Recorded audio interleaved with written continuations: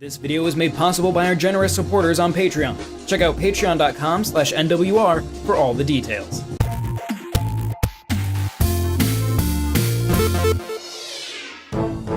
All right, and we are here with Edward and Kevin and Lucas of Red Blue Games. Say hello, everyone.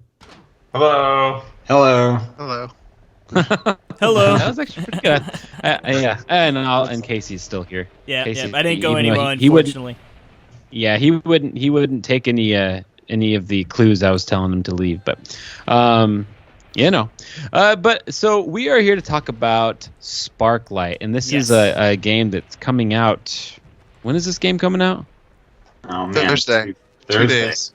Okay, so this game is out. Yeah, if you're listening to this, it is out. Podcast. Now, if you're listening to the podcast before it's posted, you're either Casey or me, so you got to wait. But we already have the game, so we're okay. Or a patron. But yes, yeah, or a patron. There you go. Oh, that's true. That's true. If you're a patron, then you might be listening to this a day early. But Sparklite is coming out. This is a game that is it being published by Merge digitally? Sometimes I get a little confused. Is that a digital and physical? Yeah. Yeah. So Merge co-funded the project, and they are doing a retail, physical, and digital simultaneous launch. Gotcha. Retail comes out 1 day later, but In Gotcha. America. And I think that Europe, it'll be on day F. Oh, cool, man! It's so sweet that it's Heck launching day and date. That's awesome. Or pretty close to it.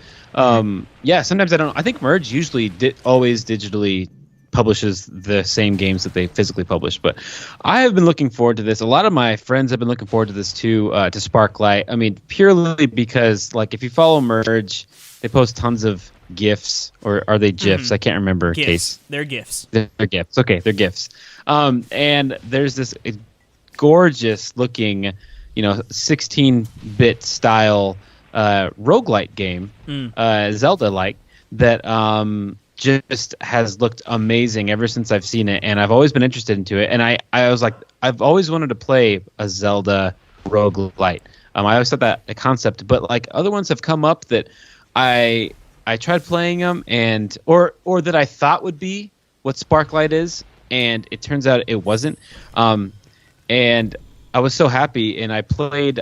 So full disclosure, I got this game on whatever it was I got this game on a Monday or Tuesday or whatever, but I couldn't stop playing it until I beat it the next day. I couldn't stop. It was one of those crazy addictions that my thirst could not be quenched until I beat it. Awesome. So I really, really enjoyed it. So, and so we're really, really excited to have these guys on to talk about their game. And I explained a little bit of it, but if one of you would like to explain a little bit what the game's all about. I'm going to let you guys, I'm going to defer to you guys. Yeah, just because. For those who don't know, basically it's a adventure procedural kind of brawler game with some roguelite elements in it. You play as Ada, who is a genius engineer who's on a mission to circumnavigate the world. During her flight, she encounters a storm and crash lands in a strange land. During the crash, she loses her companion, so your first goal is to get him back. And after you do so, you uncover a more sinister plot line that kind of takes you through the rest of the game.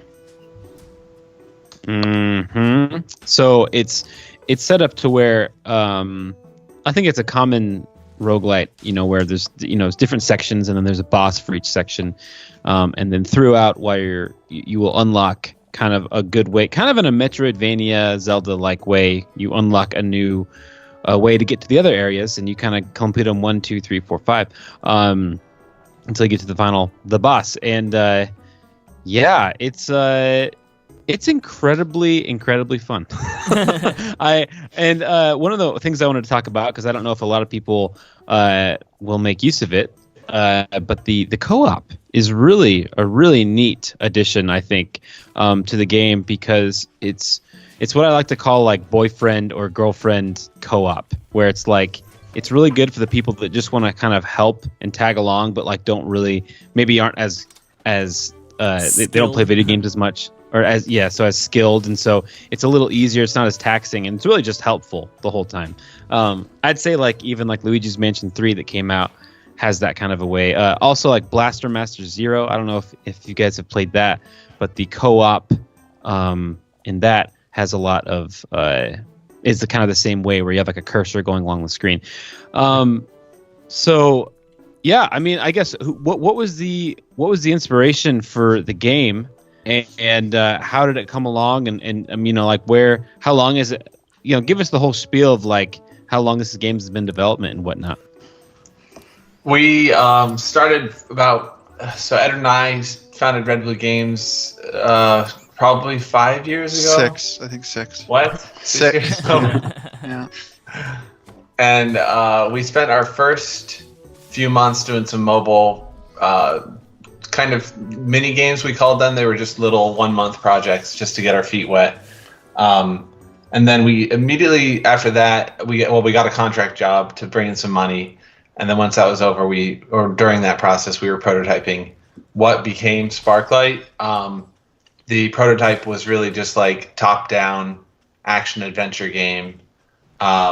We knew we wanted rogue elements because we were playing FTL, or maybe I don't know if FTL was out then, but you know we were playing those types of games, and we just loved that like the loop of something you can play at night and maybe, you know, it's a short session. It might be the one you win. It might not be. So we were playing with that type of game loop, this type of thing that you could play nightly. But that meant procedural, and you know, we were applying that to top-down action adventure, which was a proxy for Zelda games. Like, you know, we were starting with like Zelda and being like, can we apply roguelike ideas to this? And then from there, I guess the whole game concept kind of blossomed. Do you want to add anything, Edward? Well, we sort of did like I remember we did like a roulette of, just in sort of brainstorming sessions, a roulette of like game ideas. It's like mechanics and then like theme, and like no matter what we did, it always just kind of kept rolling. Roguelike Zelda, roguelike Zelda. Yeah, it was like a Ouija board that just wanted to happen. Well, definitely not bad elements for a game. Now, is it just you three working on the team, or are there more members that worked on Sparklite? Well, it's the three of us primarily. We do the programming, most of the programming, but we soon found out that we would need to outsource our art. So we would peruse, you know, Twitter, pixel art feeds, and keep track of all like these great artists that we really liked, and eventually we got super lucky with finding a few that were available, and they kind of turned Sparklite into the vision you see today. Oh yeah, the Golden Woods. Oh yeah, is that what they're called, right? The Golden Woods. Yeah, that's right. Yeah, it's just so pretty, and the music too. Who did the music? The music, Dale North is the composer. He works through the agency Scarlet Moon. And he did Wizard of Legend. I think that's like his biggest title so far. Mm-hmm. Awesome. Sorry, which one? Wizard of Legend. It was like a roguelike. Okay. Yeah. Now, it's gorgeous. The Golden Woods was a concept. I do think we should take some credit for the direction of the art, but our artists were very good at like putting the vision forward. Execution, yeah. Mm-hmm. And the Golden Woods, that initial concept was by Anders Golmarsvik in Sweden. We have a very international crew, and it's really cool to be working with people all across the world. That's awesome. Yeah. We found him on Twitter, reached out, and he was, I mean, he established the vision. I think he should be given credit for. For the whole game. Our artists following him, you know, we were like, you need to match this as close as you can, because it was really, really great. And how long did this whole project take to sort of come together? You know, obviously working with people across the world, you know, I mean, is that like something that was sort of a hurdle, or was it all sort of, you know, sort of seamless and fluid? I think that's where Kevin's lucky statement comes in. It was a It was fluid and only by luck, I would say. Like, pretty much. All of the artists we had were really good at just jumping in and matching the style. So we had Raphael Francois. I should say his last name a little more, but I don't know. Awesome. And he picked up like the last year and really matched the style there. And Enche was another guy. That's his Twitter handle. And they were just really good at just matching the style and communicating with us as a team too. Like that was just a stroke of luck. Honestly we didn't even interview them ahead of time. It's just just dumb luck that they fit into the team. Yeah, So, their Twitter was their portfolio, and I remember reaching out to other artists, and they're like, "Oh no, I'm busy or I can't take projects." So it's really lucky that they had availability. And Raphael worked on Duelist, and that apparently went on hold or something around the right time. them, yeah. So all the stars aligned to get these artists together. Yeah. I will Awesome. say that the deal working with contractors does have a lot of overhead that was difficult and certainly contributed to the length to some degree. Yeah, that's probably fair. And when did Merge sort of come into the picture? Was that something that happened more early on, or towards the latter part where, like, you sort of had like a, hey, this is what the game is, bam, kind of thing? So I would say as soon as maybe 2 years in, when Kevin was joining really early on. It's kind of hard for me to even remember the timeline, as I've already made evident. It all blends together. Yeah, it's all. But once Kevin joined, we knew that we were making a prototype that we would try to get published, and so we honestly spent, I think, at least a year of development on our own, trying to get it up to the point where we could get it published. That was building a vertical slice, and we took it to PAX East, and that's where Merge saw it and approached us. And then we established a relationship, and they helped us with the last mile of the game, getting artists on full time and all that, and the retail distribution. Heck yeah. Yeah, I'm trying to think of other games that Merge had their. I think what was the big other Zelda game that you reviewed, Casey? Moonlighter, probably. Moonlighter. Yep. Yeah. No. There's that one, but the one with no combat, the 3D one. Oh. Why can't I think of it? Stranded Tales. Nope. No. Yeah, now the I'm blanking 3D too. one. Why can't I think of the name? I know exactly what you're talking about. Casey How long reviewed it, ago? and I'll find it's it. probably like a year ago. Okay. But I remember that Nick showed us the game and it seemed like they had a pretty big hand in the development, and I think in probably a lot of the same ways that they might have with Sparklite. And it's really annoying how I can't think of the name. Yeah, me too. It's yeah. I literally just saw it at the store. Yonder? Yeah. Yes, that's it. Yonder. Yep. Thank you. There we My go. goodness, Yonder. Yeah.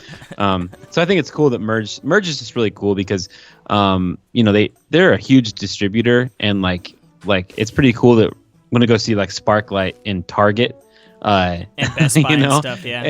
And the other thing is cool is that like the signature edition, right? It is getting a signature edition. Oh yeah. Yep. Yeah. Yep. And so. We got them delivered to our office today, and they look awesome. Oh man. Heck yeah. I'm I saw jealous. the graphic for it. It looks real cool. Yeah. Yep. Did an unboxing. It was a lot of fun. Just some cool stuff. Beautiful. Yeah. So I just want to say. Oh no, you go ahead. Well, I was just going to say, sort of touching more back into the game, and I just wanted to point out something that I've not played as much as Perry, but I'm definitely excited to keep on digging in. But I love finding the new gadgets and how you just like sort of go into that separate little room, right? And then you have like a mini puzzle that show you how it sort of works, and then it unlocks, the option to purchase it later. I thought that was a really cool sort of way to introduce them, and then sort of give you that incentive, like I need to go get, more resources so I can actually make that and have that on my own. You know what I mean? I thought it was sort of cool to give a little taste and then give you something to work towards. Mm-hmm. Yeah, I think that kind of touched at one of the design details that we struggled with a lot. So one of the things there is the Nintendo show don't tell kind of thing going on, which I think it works pretty well. But the other is that there's a degree of loss aversion that we're leveraging, which always makes me uncomfortable. It feels like a very not Nintendo kind of thing to do, take something away that you loved.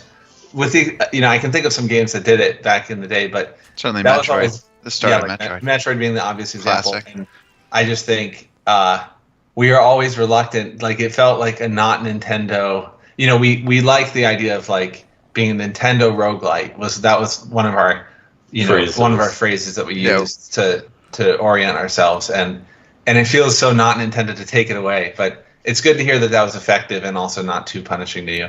Yeah, no, I really like that. Like I said, sort of gives you that, all right, now I know what I need to work towards, or something I really want to work towards, I should say. Yeah.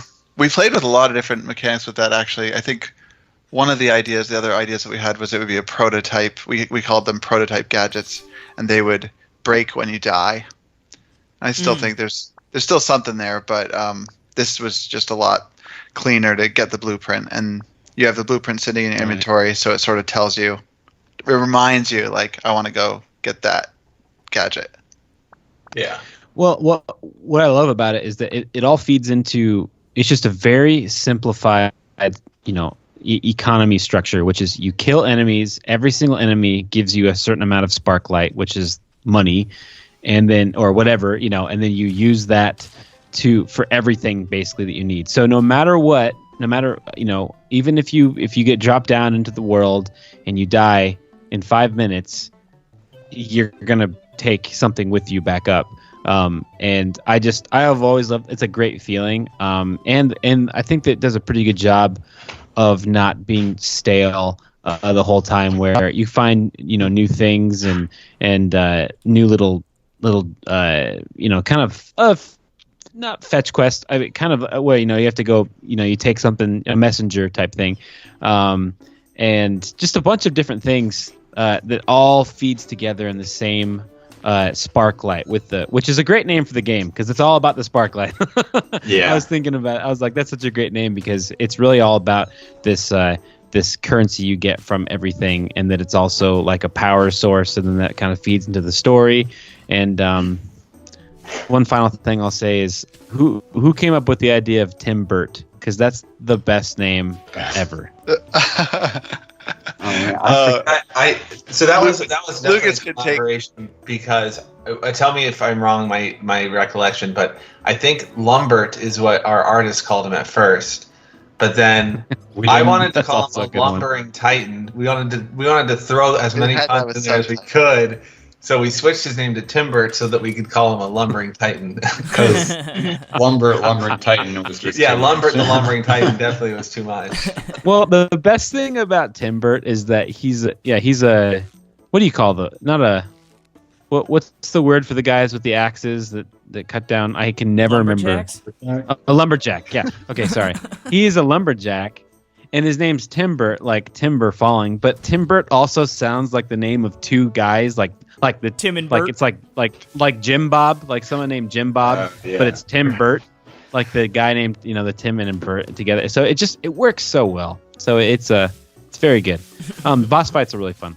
Well, I was going to say, we'd be remiss not to mention just that how good the combat itself feels, it feels and obviously so that's such an important factor in a game like this. You want to, obviously, getting further and unlocking new items and stuff is paramount, but if it doesn't feel good, you're not going to want to do those things, right? So I just want to say that the combat definitely feels really, really nice. Cool, thanks. We Kevin and I both worked at a studio together before we went indie, and we made a couple brawlers, so we tried to apply some of that. They were all 3D, but we sort of tried to apply the same rationale to the 2D gameplay, and I think it works pretty well. Yeah, definitely. It does.